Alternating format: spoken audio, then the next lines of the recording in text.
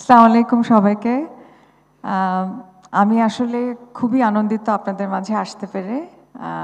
কিছুদিন আগে আমি ১ম যে বিসিবির বোর্ড মিটিং সেখানে অ্যাটেন্ড করি।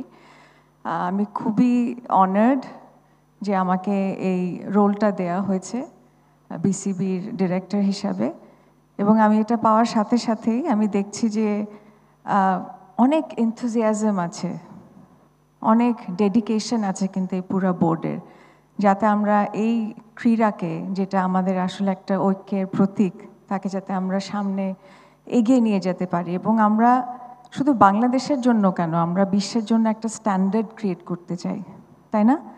আমরা সবাই কিন্তু এখানে একত্রিত হয়েছি যাতে আমরা আমাদের যে মান আছে সেটাকে আমরা আরও বাড়াতে পারি। আপনারা যারা আছেন, আপনাদের চিন্তা থাকবে ক্রীড়াটাকে আমরা কি করে সামনে নিতে পারবো, আমাদের যে খেলোয়াড়রা আছে, এটা নারী হোক পুরুষ হোক, তাদেরকে আমরা কি করে right platform, right infrastructure, right training এবং রাইট যে মেন্টাল রেজিলিয়েন্সের জন্য যে ধরনের সিকিউরিটি, সেফটি এবং কন্ডিশনিং দরকার আছে, সেটা আমরা যাতে দিতে পারি।